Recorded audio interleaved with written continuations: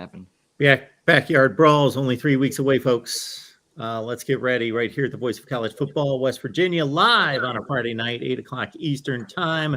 We've got Gold and Blue Dude. We've got Coos Walker. We're set. This is a good show in the making. I know it already. There's no doubt about that. TBD, how you doing tonight? We are doing great. Like I messaged you earlier today, Golden Blue Dude hit 10,000 subscribers today. So I've been in a pretty good mood all day. So can't complain today. Can't complain. Coos, what's going on? Not much, Mark. How are you? I am doing well. I am doing well. Life's fine, but always throws you some curveballs. I hear you, brother. So you know how that is. All right, but we will have football in 3 weeks, less than 3 weeks. Yes, it can't come soon enough. We will have a winner of the Backyard Brawl 3 weeks from tonight. Right now, I'm going to be one happy Mountaineer 3 weeks from this moment. Okay, all right. Yes, because 10-2 is the floor, right? Yeah, that's the absolute. That's if that's worst case scenario right there. 10-2. Worst case scenario. Are you a betting man, Chris? No. Okay. No. All right. That's not even. That's like if the ball bounces exactly our way.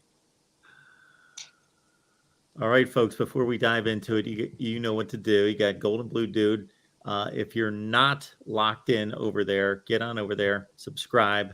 Coos Walker. Get on over to his channel as well. Coos's Corner, right here on YouTube. Check out Coos's work. They're both knocking it out just about every day, multiple times a day. So get on over Golden Blue Dude, Coos's Corner, and we talk West Virginia football every Friday night here, 8 o'clock Eastern time. We've done this 32 consecutive weeks. We've kept this going. Nice. So let's ride into the season. Pat Narduzzi. He ain't happy. Okay, like you said before we hit the air, GBD, not the best of off seasons for Pitt.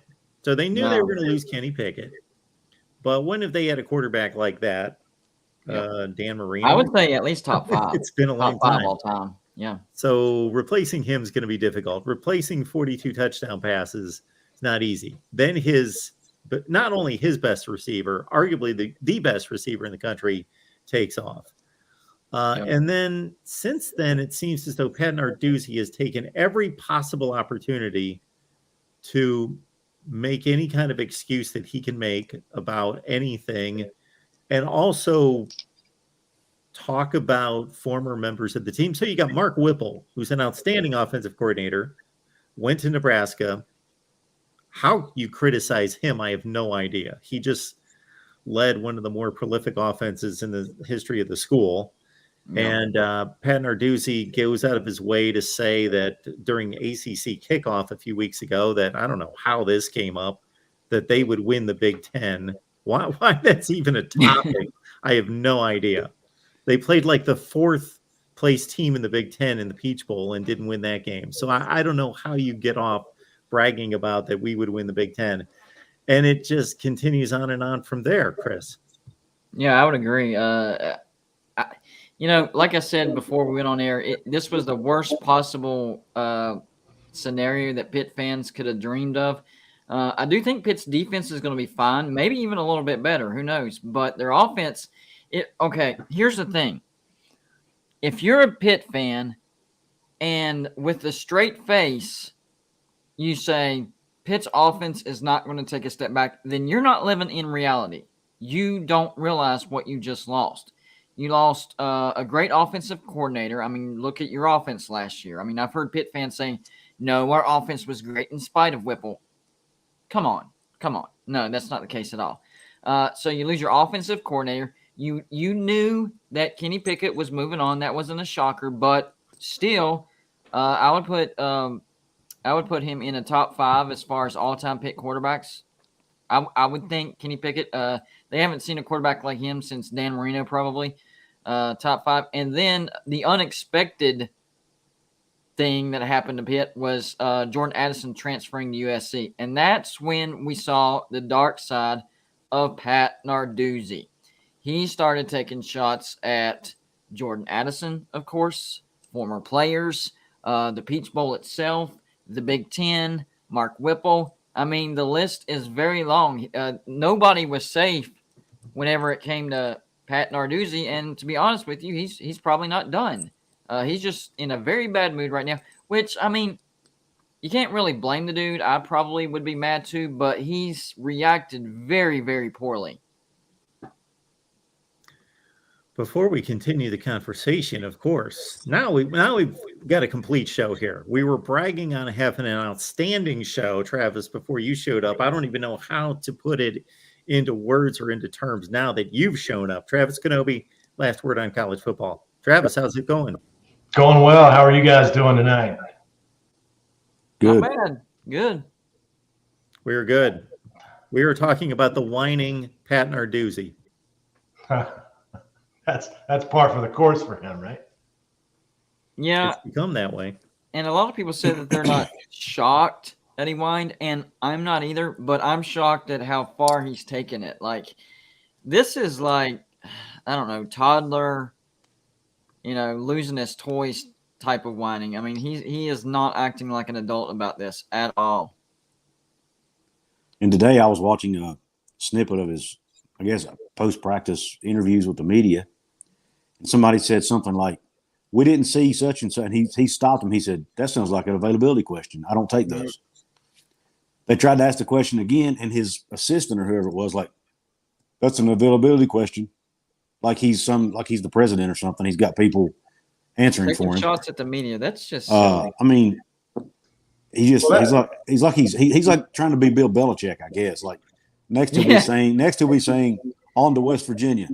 Pitt went to the ACC, and now he can, he can tell everybody what to do, even if they have nothing to do with Pitt. Come on. I mean, I understand if you don't want to answer the question, but just use coach speak or something. Don't just shoot the media down like they're just doing their job. He treated them like trash. I mean, let's just be honest. He treated the media like trash. Like he was talking down to them. He wasn't really addressing. And I understand that sometimes the media asks a question that upsets coach, but they know how to, respond to that, and they shut it down. But he didn't do that. He talked down to them. Can't do that. Well, look at how Coach Brown took the questions about James Gamitter not being available for practice a couple times this week. He just said, "Yeah, he wasn't out here. He'll be back next week." Mesidor. It's not a problem. Mesidor was one of the more upset answers I've seen Neil Brown give. Actually, I mean, he was right. Really taken off guard, but he didn't throw him under the bus or anything. He just said, exactly. "We hate that we're losing him." Yeah, you could tell he wasn't really mad. He was hurt. You could see it in his face. He was hurt. Yeah, well, I mean, we were his first Power 5 offer. We sort of got in there early, and it was that sort of loyalty that kind of sold the deal. And I'd be hurt too if I were in Brown's position. Yep. But it is what it is. We can't control everything, nor can Coach Brown. Well, and not just that. People don't realize the effort that Neil Brown himself, the coach, put into recruiting Mesidor. I mean, within 24 hours, he took a flight down to Miami to talk to his family, and then took a flight to Canada to talk to Mesidor himself. So, he put a lot of time and effort and flyer miles into that, and, it hurt. And Mesidor was the guy that Neil Brown always pointed to as far as that's the guy that you need to be like, as far as work ethic, the way he practices, the way he approaches games. That's the guy that Neil Brown pointed to and said, that's who we all need to strive to be like, as far as how we, not necessarily his athleticism and stuff like that, but just his work ethic altogether. I saw that comment up there about the offensive line that Sir Uga put up. Oh yeah, he's the Surrey offensive line. That's he can have that opinion. I think they're going to be a lot better this year. But one thing that did concern me that I picked up on in Neil Brown's presser this week after the scrimmage was Dante Stills had could have, obviously they're not hitting the quarterback, but he said Dante could have had 3 sacks in the scrimmage game. So either Dante's a beast or the offensive line didn't play very good. So I don't know how to take whose it. assignment was Dante? I'm trying to figure that out. That would be. I don't know would where that they be? had him. Would that be Minter? Well, they were rotating some Yates. positions. Yeah. Might have been Yates. They were playing. No, it wouldn't have been Yates. It would have been one of the guards. But they were rotating positions. So definitely not Millen. But it's weird. Like when the team practices against the team, you want to see Dante Stills, getting sacks. Right. But you also don't want to see Dante Stills getting sacks because. Right. But honestly, Dante Stills is one of the top 3 defensive linemen that West Virginia is going to face this year. I would probably be Good more point. concerned if the coach would have said something more like not just Dante Stills, like Jefferson had several chances, stuff like that would have been more eyebrow raising. So I would actually take that as a good sign, because if you take Dante Stills and compare him to any defensive lineman in the Big 12, I think he could be at least as good as anybody else and better than, 80% of them. So he's top 3 or 4 at least. Right, exactly. So, and HR brings up a good point. He's right. I mean, defense is ahead of the offense at this point in the game. That's how it's always been. And Right. How many years in a row did we hear from the spring game or see the spring game, and it's like, wait a minute, defense looks really good. They've been practicing against that same offense they know the calls. It's it's unfair advantage. So It's a good point. I wouldn't worry about that. I'm glad that it seems like Dante is sort of turning it on. Yeah, I would take that as good news for Dante, especially. So, yeah. And how many defensive linemen in the Big 12 is that West Virginia offensive line going to see? Not very many. Some that may come close to him, but as far as at Dante Stills level or above, few and far between. Yeah, I mean they'll see Will McDonald at Iowa State. They'll see Anaduke Uzama from Kansas State. I hope I got his name right. But anyway, State's gonna be good. And Siaki Ika from Baylor. Those are probably the 3. But now Pitt's got a couple guys too that are probably going to get drafted next year. So right. I was just going to say, I think we start off facing our best defensive line game 1. I think Right that off the it is bat. the best defensive line we're going to face. they'll have multiple guys probably playing on Sundays. So Yeah. they're not going to be any slouch. And Brown mentioned that he wished to. I think he would have liked to have seen the offensive line hold their pass blocks a little longer. Yeah, but he said he wasn't that concerned about it. He said they'll get better. Right. So. Well, and against that Pitt secondary, I mean, we all know, and any Pitt fans on here, you'd be lying to yourself if you disagreed. But Pitt's weakness is its secondary. Everybody knows. Big. So if Big you can weakness. buy a couple extra seconds, you could pick apart that secondary. I mean, but that's going to be the challenge. It's good on good there. I just hope that so what I'm hearing, and it's probably bled over from last year, the offensive line, their strength has been more of not really opening holes for the running game, but just holding blocks better for the running game. Passing game, they got to work on that. So what I'm hoping is maybe we can approach this game with some different run attacks and then get those linebackers to cheat up. And then that's when you can take the top off the defense. And then that also helps your running game at the same time. I don't want us going in there. And Graham Harrell, I know he likes to throw it a lot. I don't want us going into this game trying to take the top off the defense without establishing the run game. I think we need to at least try to establish the run game. And I think he will. Seems like the game plan. He actually, when asked about the offense today or yesterday rather, Coach Brown glowed most about the run game. Actually, Right. said that he thought Tony Mathis did a really good job.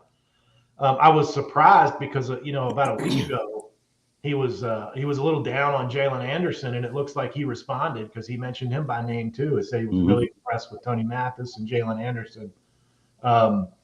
And I've never heard Coach Brown speak as often about a freshman as he does C.J. Donaldson. Man, it's nuts.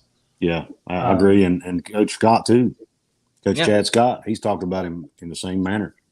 Yeah, and what is he? What are his intangibles? He's like 6'2", 240. Something like that, yeah.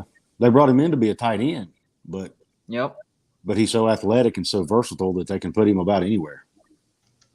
And they're going to use him to fill the hole left by Lynn J. Dixon. And he didn't mention Justin. He said Justin Johnson didn't see a lot of action, but he didn't elaborate as to why. So I'm curious: is he dinged up? Was he just not performing well? Who knows? Yeah.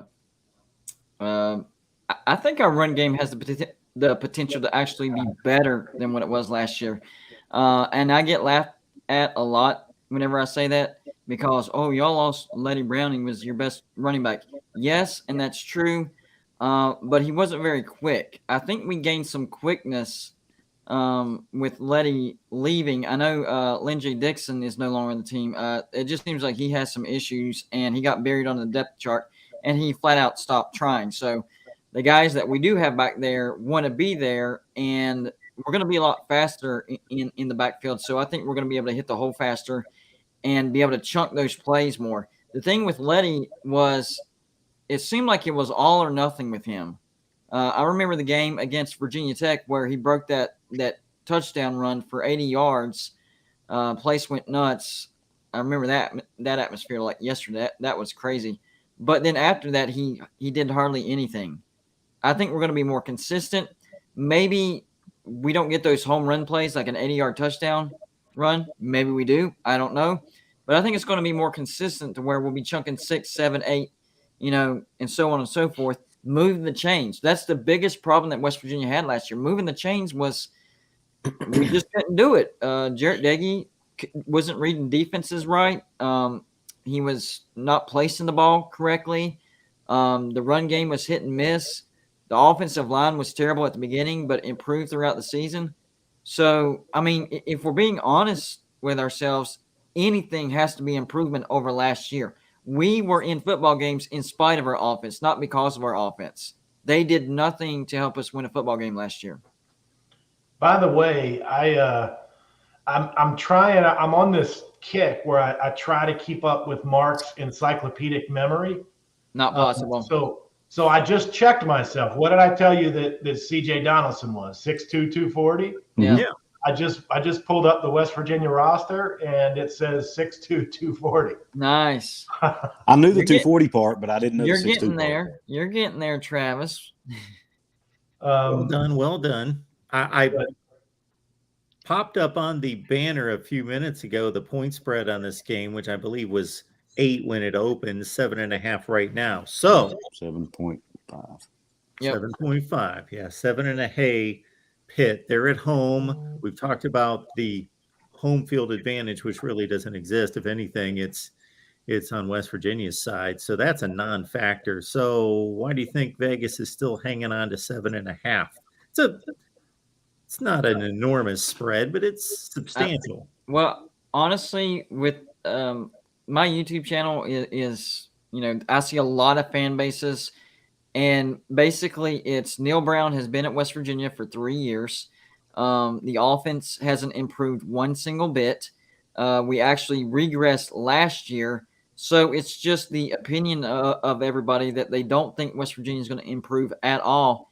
And that even if Pitt does take a step back, it's not going to be a big enough step back for West Virginia to overcome.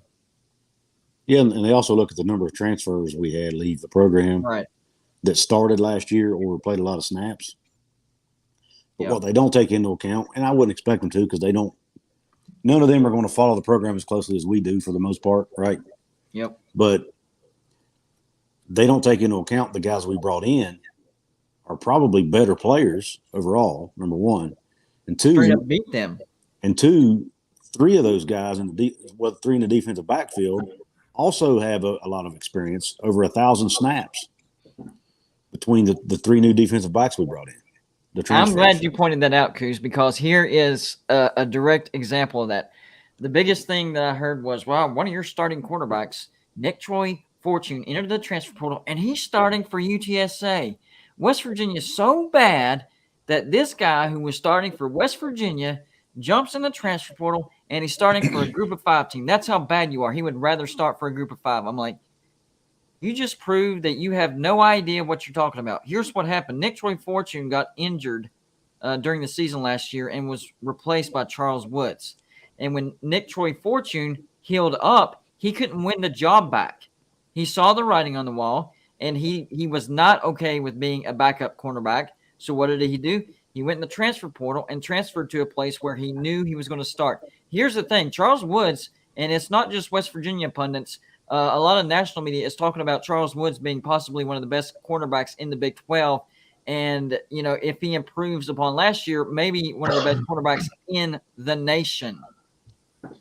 Well, I did my sort of 4 defensive surprises article just, I think, yesterday. And, you know, I sort of took what some of the defensive coaching staff was saying and said, they said Woods is the best cornerback in the Big 12.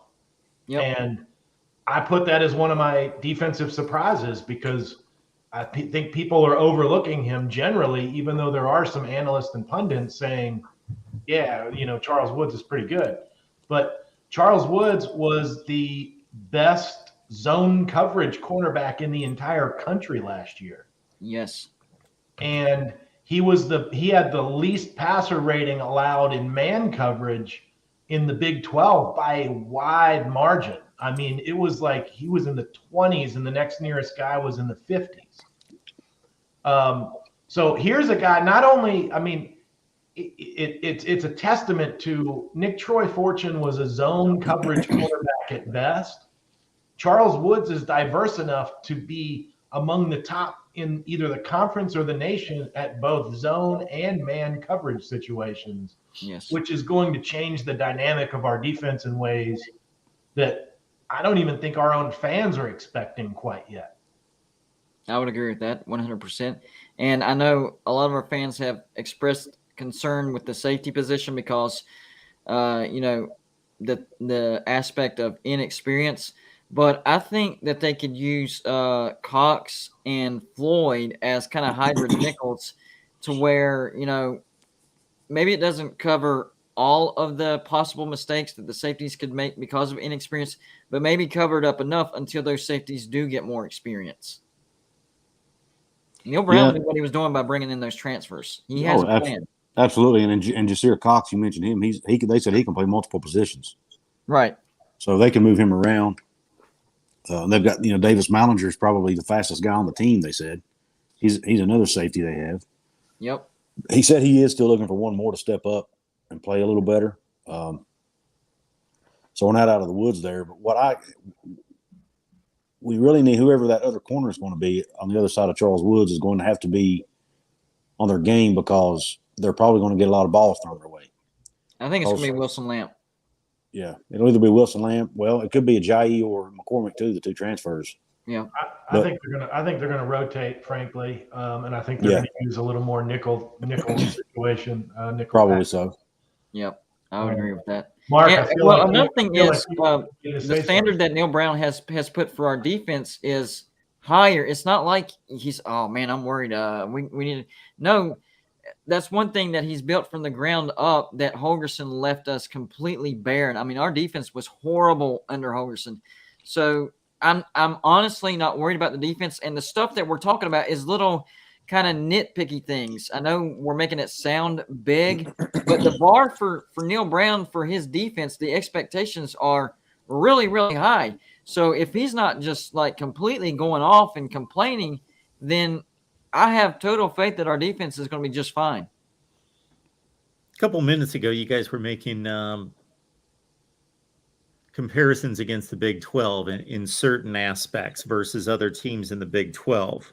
I'm looking at Phil Steele. So I grabbed my Phil Steele magazine. I want to get your impression on where he ranks West Virginia in these positional categories across the board against the Big 12. So, quarterback. He's got West Virginia as the second rated quarterback room in the Big 12. I would agree. I know that surprised a lot of people, but it doesn't surprise me. Yeah, Not I was just because of surprised he JT, went- but Will Crowder looked really good. Really good. That's probably a little higher than I would put him, to be frank, because, I mean, if you look at the whole room, only because of inexperience. JT's the only one with any significant experience, and he hasn't played in almost a year. You know what? Now that I look at it, this is kind of crazy. So this compromises that ranking quite a bit. He's got Texas, Kansas State, Oklahoma State, TCU, West Virginia, and Texas Tech all tied at 2. He's got Oklahoma 1. What? He's got 2s next to everybody else. And then he's got 8s next to Baylor, Kansas, and Iowa State. So That's his way of divided the Big 12 into 3 categories and put all the quarterbacks in. Maybe I shouldn't even go through the rest of these rankings. I think that's the I'm only place he's confused. done that. Who does he have as 1? Oklahoma. He's got West Virginia with the 9th best running backs in the conference. 9th. That's fair. That's fair until they earn it, though. Yeah. They're gonna surprise. I'd probably have him at 7 or 6. Receivers at number 6. That's low. Yeah, I'd have probably 4. Hey, they said Reese Smith has looked phenomenal in camp. Well, and the biggest thing with the wide receivers, people point out, you lost your leading wide receiver, by like a few yards, and his total yards was like 630-something yards. I mean, it wasn't much. Our offense was pathetic. So, he led the offense in receiving yards, but not by much, and they were kind of all grouped together right there in that 600-yard mark. So, a lot of people are putting too much stock into that, and honestly, I don't think he was our best receiver. I don't think he was our best receiver. I think he was 4. What's that, Mark? He likes the offensive line at 4. That's fair. That's fair. Who do you have at 1, 2, and 3? 1, 2, and 3 offensive line. OU 1, Baylor 2, Texas 3. Yeah. Defensive line number 4. I think it's the experience that probably has them as high as they are, and then the anticipation that they're going to gel even more, because when you looked at last year, at the beginning of the season, they were not very good at all. But after the bye week, they got better and better and better. And then by the end of the year, they were actually at least a little bit above average, in my opinion. They weren't great, but they weren't bad anymore. So I think they're looking at progression whenever it comes to offensive line. Plus, Doug Nestor's not going to have that cast on his hand, and they're saying he's mauling people. Yeah. Our offensive linemen actually had really high grades from Pro Football Focus the second half of last season. Yeah. And some of that too, like I keep trying to tell. I mean, I get it that like sacks, everybody put sacks on the offensive line, but when you've got a quarterback sitting there for 4 seconds before he throws the ball, how many offensive lines can hold for that long? I'm glad you brought that up, because it's not just that. If you go back and watch multiple West Virginia games, it's not just that he stood back there. Sometimes he would literally step into a sack. That's how bad his vision was whenever it came to the pocket. Daggy would step into sacks. All he would have to do is maybe take a step up or a step back or stand still. What did he do? He stepped exactly where the defender was as far as getting a sack. So I am so glad you said that, because that was a glaring issue that I saw last year. And I think, even if JT is a little rusty, I think that's one thing that he's going to be supremely better at over Jarrett Daggy. Vision in the pocket. And also Neil Brown talked about in a press conference last week that I think it was last week. I think it was his initial press conference at fall camp, that they really struggled last year at the running back position in pass protection. Mm-hmm. So there again, it's not all on the offensive line. If they bring more people than your offensive line can block, it's up to your running backs to step up and block. And if they didn't do that correctly or properly, then guess what? And then you combine that with Daggy holding the ball too long, and you combine it with another thing he talked about, which was our tight ends missing a lot of blocks. I mean, that's a perfect storm to get 40 sacks or whatever it was we ended up with last season. Yep. So well, we got hit with loaded boxes a lot too. Sometimes really uneven because of the scouting report. That's what the scouting report would tell you to do. Right. I was encouraged by the spring game and the running game, but I'll tell you why in a minute. But I think our fans who are down on the offensive line in general probably need to look no further than Pitt's improvement from 2020 to 2021 to understand how much an extra year of the entire offensive line coming back can matter in terms of cohesion and improvement overall. And I'm just looking at one stat. When 2020, Pitt averaged about 3 yards a carry on the ground, and they went up to over 4 the next year. In a pass happy offense. I mean, with Kenny Pickett, picking defenses apart and getting the time necessary. So, big changes can happen with the same offensive line from one year to the next. But I remember watching the spring game and thinking, we're actually opening up holes like regular. I mean, like the offensive line was opening up a lot of gaping holes for our running backs to go through.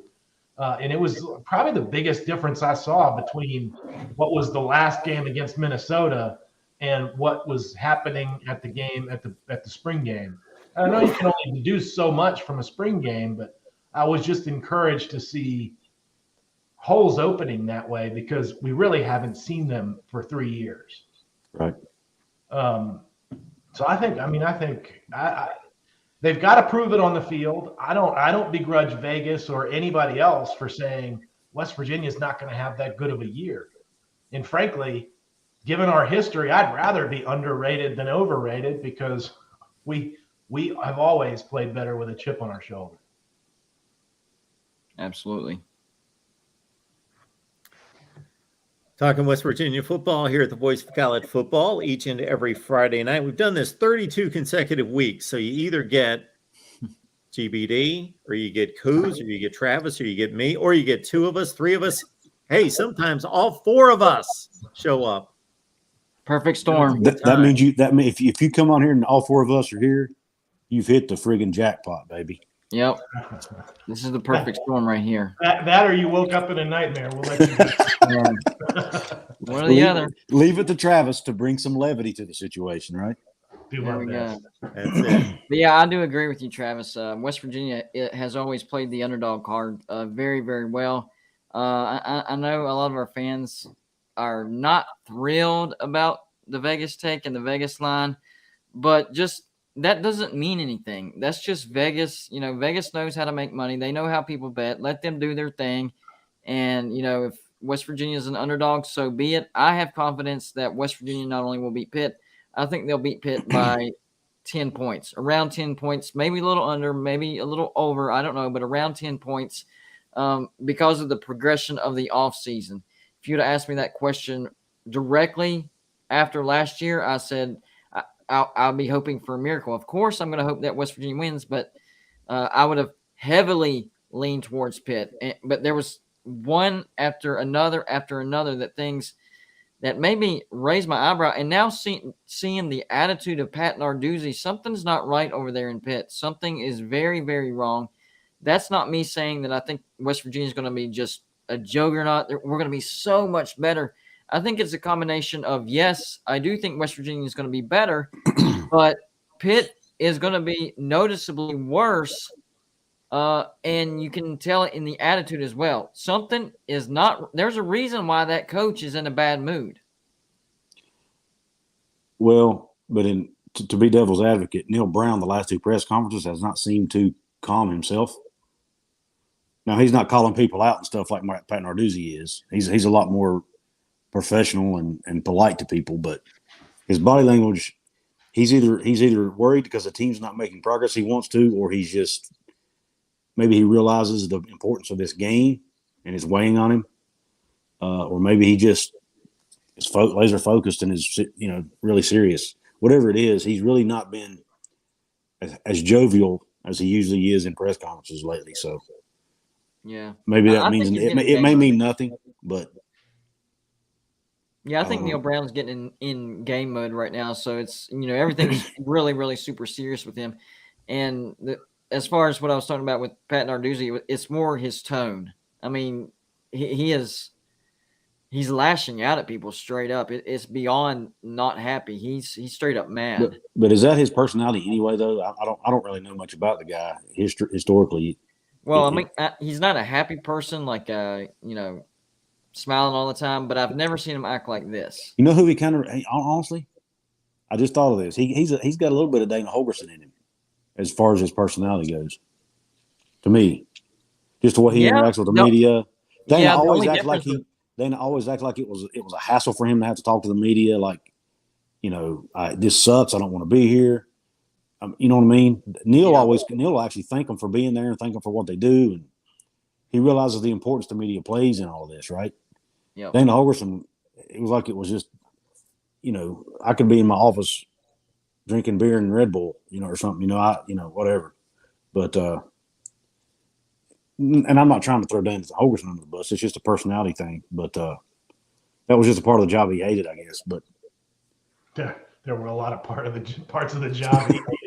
Recruiting, staying sober. But yeah, I didn't say that out loud.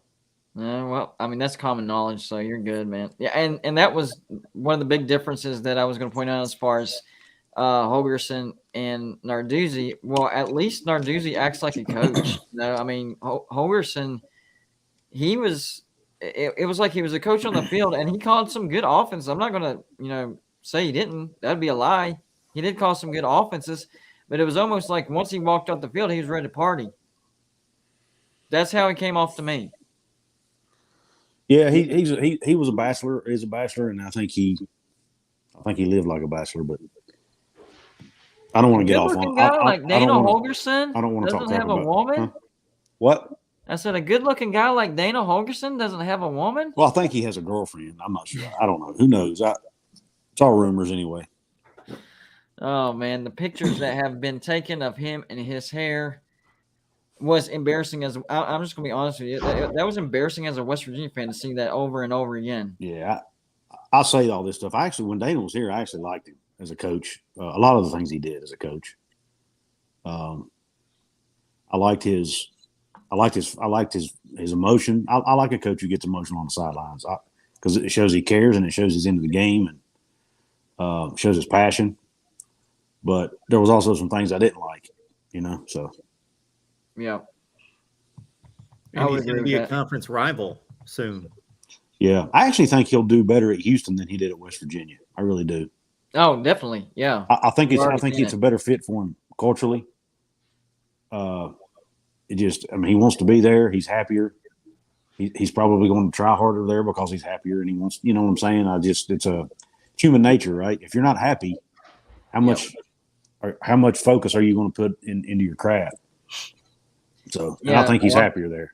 I mean, a lot of people didn't realize he didn't like living in West Virginia. That was a bad start right off the get go. He didn't like being the center of attention. The Sports Illustrated article that they wrote about him after he left, the writer talked about how he walked in to meet Holgorsen at a bar in Houston. He was sitting in a booth in a busy restaurant by himself. Nobody was talking to him. Nobody even acted like he was in the facility because nobody cared because it's Houston. And there was probably a celebrity or a famous, Houston Texans player or somebody in the same bar. You know what I mean? West Virginia, he was the most famous person in the state, pretty much, other than Bob Huggins. So, everywhere he went, people wanted to talk to him, get pictures taken, and he didn't like that at all. It just wasn't his. He wants to be left alone. He wants to coach and be left alone. That's all he wants to do.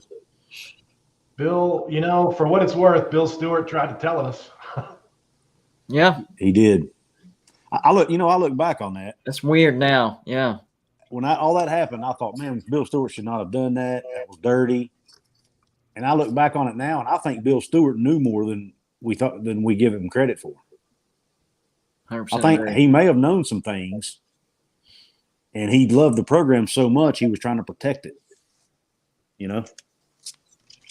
Yeah, I agree now, and you're exactly right. Whenever that came out, we're like, man, Bill, we know you're a West Virginia guy, but you went too far. Now, that Dana Hargison has come and gone, and we've seen his character, his work ethic, just everything that went into the guy. We're like, maybe Bill should have said more. Yeah. But I disagree with Greg here, by the way. I actually, despite what I'm saying right now, I actually like Dana Holgerson. I am a West Virginia fan that agrees with you, bud. I actually think he did some good things, and I think that even though I kind of wish Bill Stewart had spoken up, and it's interesting that he sort of he hit the nail on the head with who he predicted Dana was going to be. I mean, Bill Stewart would have had us in a really bad spot going into the Big 12 because the offense was so atrocious under him. But I like Dana. I thought he brought good offense that we hoping that Graham Harrell brings some of that with him because the offense under Neil Brown has been pedestrian. Yeah. Yeah. The one thing that I liked about Dana Holgerson was he did have our offenses ready for the Big 12, what you were just talking about. But I don't know. It just seemed like he didn't care about recruiting. He didn't care about glaring issues. Like Joe DeForest was a major, major issue on that coaching staff. Started out as defensive coordinator, and we had like one of the worst defenses in the nation. Kept him there longer than he was supposed to.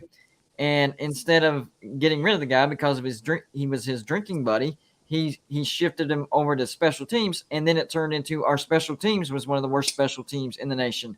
So instead of trying to fix a problem and get rid of something that needs to be getting rid of, he always tried to put a Band-Aid over the problem. And that goes back to recruiting.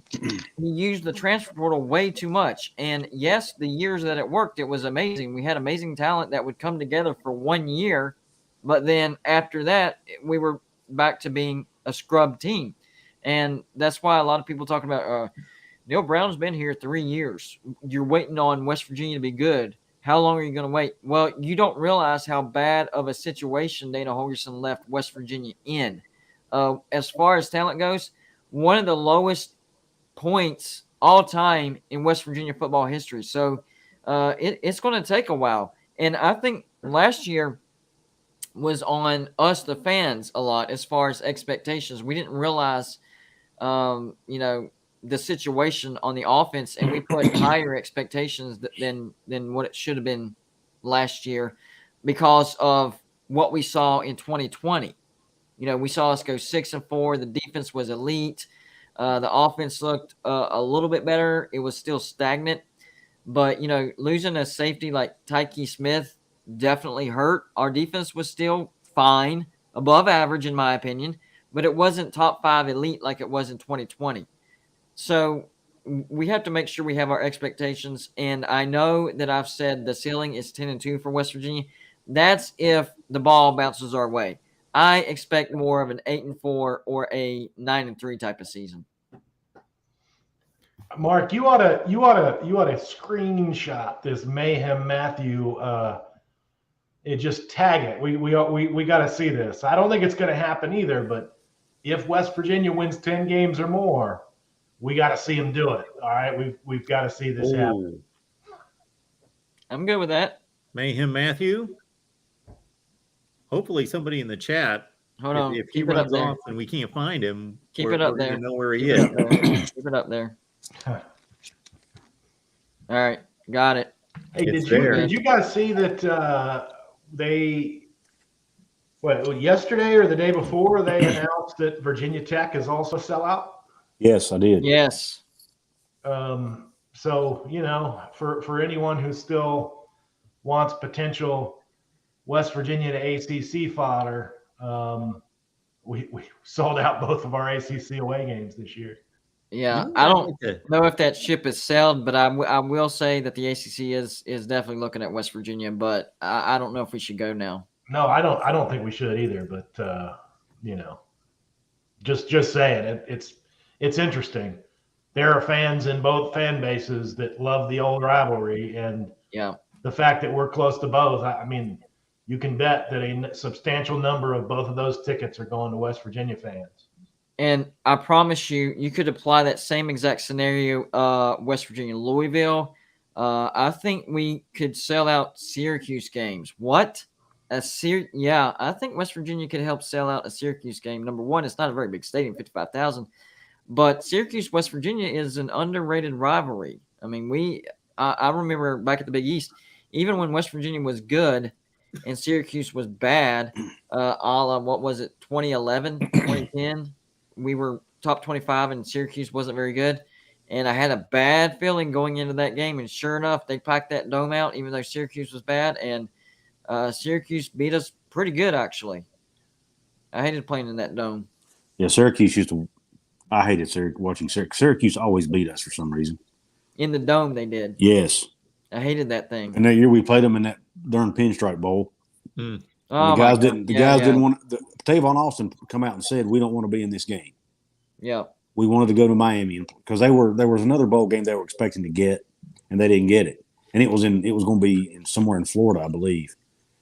And it was like the very first ever Pinstripe Bowl, if I'm not mistaken. Was that the year Syracuse had 10 wins? No.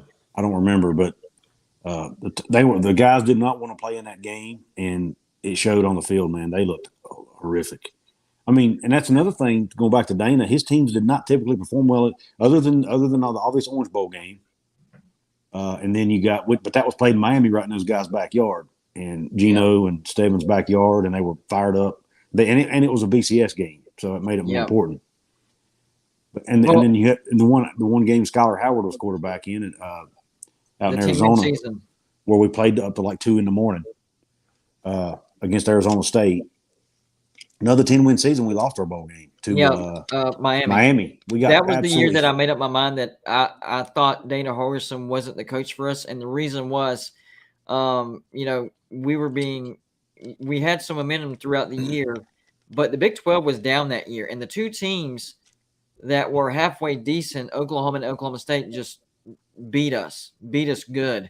And then whenever we got matched up against Miami for that bowl, I had a bad feeling.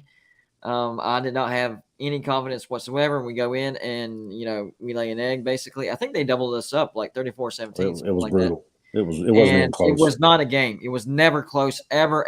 And that was the year where I was like, and West Virginia fans were like, are you crazy? You just had a 10-win season. I know, but it should have been for what we had, and the schedule lined up perfectly. It was easier than usual, but any decent opponent that we came up got beat, pounded. Yeah.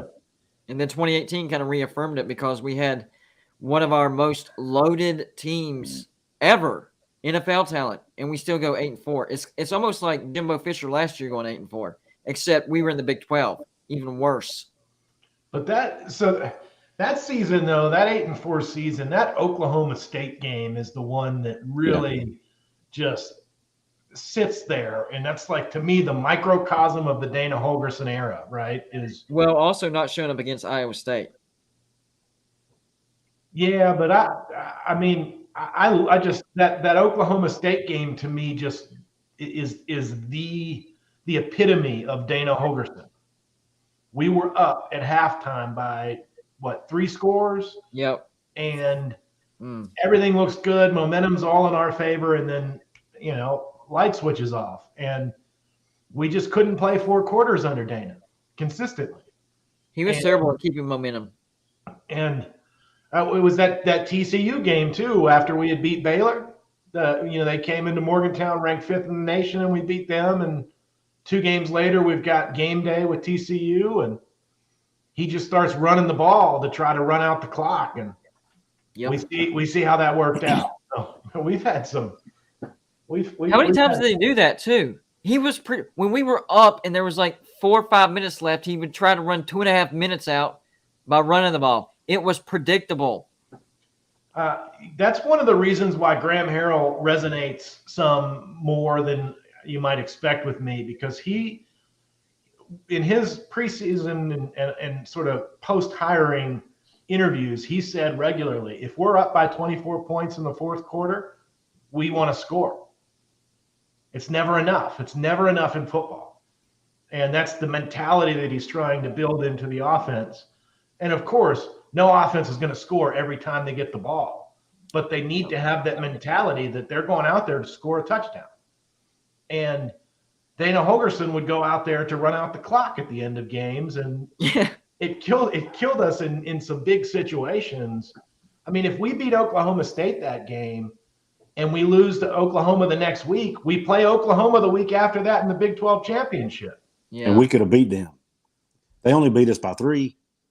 That was one of the funnest games. I was there in one of the luxury boxes, and that atmosphere, Big watching really. Kyler Murray.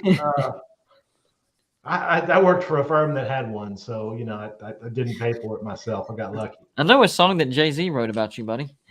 I know what you mean, Travis. I get to benefit from things like that occasionally. So, but yeah, just watching that game, it was crazy. That out of bounds, the penalty on Sam James blocking out of bounds. Still, I'm like, God. oh yeah, that's probably the only time that call's been made ever.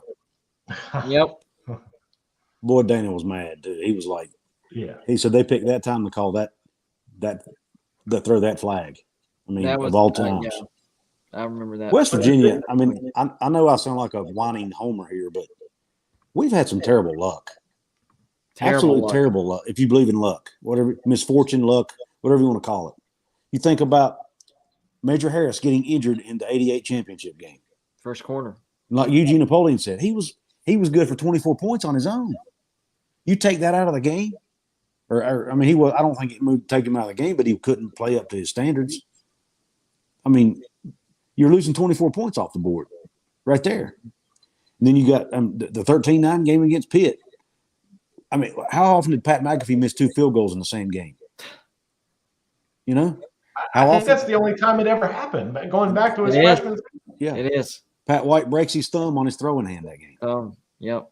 I mean, you look at that blocking call. I mean, just time after time. The punt block against Miami. Yeah. Brian is right, by the way. I said Sam James. It was TJ Simmons.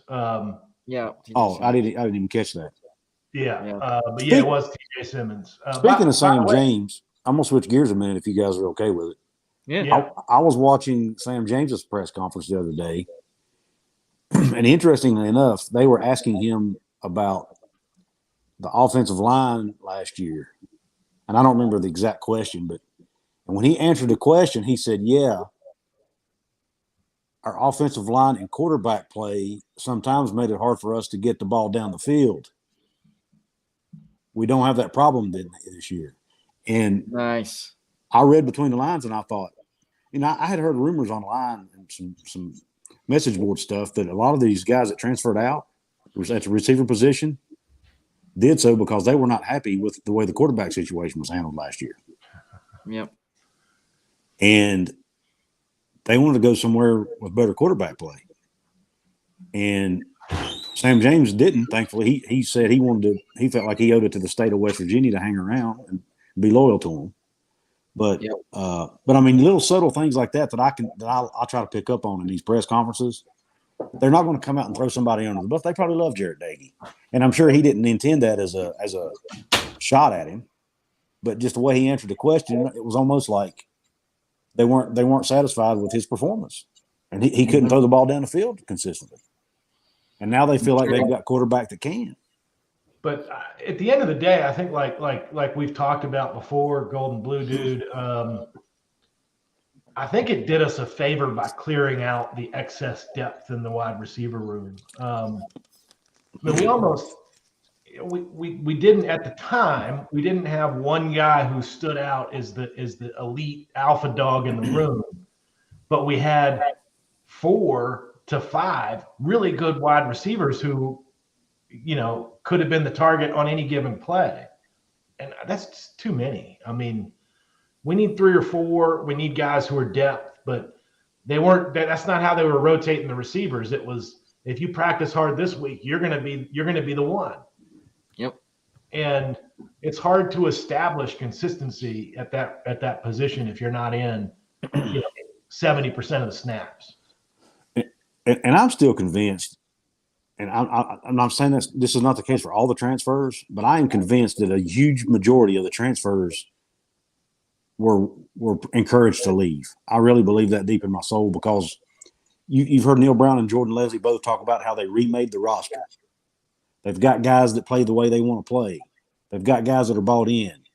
They say that almost every press conference, one of those statements comes up.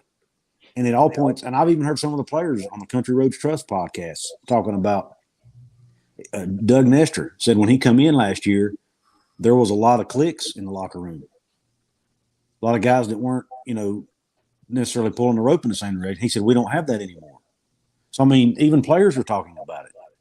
So I really think that some of the transfers were coaches' decisions to get the built the way he wants it. The secondary is probably, I mean, I've read a couple of these comments from Taka's Pitt about the secondary, no chemistry, transfers, etc. The secondary is where that problem was the greatest on the team. I mean, you heard Coach Jackson this past week say flat out, we had guys who were here that thought they were doing us a favor by coming here. Mm-hmm. The DNA of West Virginia, and a Pitt fan would know this as good as anybody else, the DNA of a West Virginian is blue collar. And we've got blue collar guys. We've got guys who've won national championships at the FCS level that know what kind of work goes into that have, thousands, some of them have 1,000 snaps of Division I college football. And they just flat out said it. And one of the things that encourages me most is when you hear the players talk in their interviews, they're repeating the same phrases that the coaches are putting down. And like when you hear that, when you hear the coach say something 7 times in 2 interviews, and then you hear all of his players say the same thing 7 times in 1 interview, you're like, these guys are bought in. They're saying this, they're speaking the same language right now. Mm-hmm. So you could say all you want about it. They don't have chemistry with each other because they're just now playing with each other. These guys are team first guys that they got, and they got them on purpose. Our secondary is going to be a problem for teams. I guarantee that. You can mark it. If I'm wrong, I will admit it. I'll eat all the crow you want me to, but our secondary is going to be a problem. And that may be the weakest part of our defense. Yep. Think about that. I was about to say that. Lance We're going to want to see mayonnaise on your talent. head, Travis, is what we're going to want to see. Lance Dixon is going to be an absolute stud. I'm telling you. What was that? What was that? We Mark? want to see mayonnaise on your head is what we're going to see. Some mayo. I think he's going to be better than Tony Fields this year. I'm not going to go that far, but I think He has he'll the be really good. potential. I will. Lance Dixon's going to be the best linebacker we've ever had. Wow. You think he'll be better than Lee Koba? I think that those two are going to also be a problem. And I'll be honest with you. I think the coaching staff, when they found out Samito was leaving, they got Lee Koba. And I think when Chandler decided to come back, they were like, we've already replaced you, dude. I think that's why he decided to leave. Well, it's like I wrote. I've written this a couple of different times, but like as a fan, you only hear so much, right? Even as a member of the media, you only hear so much. But you kept hearing smoke about a week before Chandler Samito said, I'm in the transfer portal. Mm-hmm. That Koba came in, and during winter workouts, he was the vocal leader of the entire defense. Yep. Within a week. And like 5 days later, all of a sudden, Chandler Samito, who is the Mike linebacker and expected to be that position is the quarterback of the defense, he transfers out. And now what are they saying about Koba? He's the quarterback of the defense. He's the most vocal guy on the entire defense. But athletically, Lance Dixon's better. Yeah. Oh, I agree. Yeah, I agree. So, and then we haven't even talked to any about the defensive line except for Dante Stills getting some sacks. But, Yeah. you know, you listen to the coaching staff, you know, they're like, we're going to lose sleep about how we're going to rotate the 10 guys that we have ready to play tomorrow and get them into games. And they start mentioning, as the Swiss Army knives in the room, they start mentioning Asani Redwood, true freshman, who gained 90 pounds over the last year, is now 6'4", 290. And a former soccer player, and they're like, he could play soccer right now at 290 pounds. That's a specimen. I don't remember a time we've ever had 9 people that a coach could ever say. I've never heard a coach of West Virginia football say, I've got 9 people ready to play on the defensive line right now. I would agree with that. Yeah, definitely. So unless they're just blowing complete smoke, which they are not known for. No, because at some point you pay the piper on that. If you say to fans, we've got 9 people ready to play the defensive line and the defensive line sucks, that coach is gone. Yep. Because that's a big promise if you can't meet it. I actually think that was one of the issues that Dana Holgorsen had at West Virginia. Over promise, under deliver. Mm-hmm. Definitely. And recruiting, of course. I cannot overstate that, guys. I'm excited about the Backyard Brawl, though, guys. I'm going to be there in person. I'm going to be in the upper deck end zone. Tickets were very, very, very difficult to get. It is sold out. They're still, well, I don't know if they still are, but they were selling standing room only tickets for exuberant prices. I mean, ridiculous prices. So I'm locked in. I'm ready to go, and I think we're going to come out with a W. I really do. I'm convinced. I hope you're right. It's only 3 weeks. Looking forward to it. 3 weeks minus a day. 20 days. 20 days to D-Day, September 1st at Heinz Field or whatever they're calling it these days.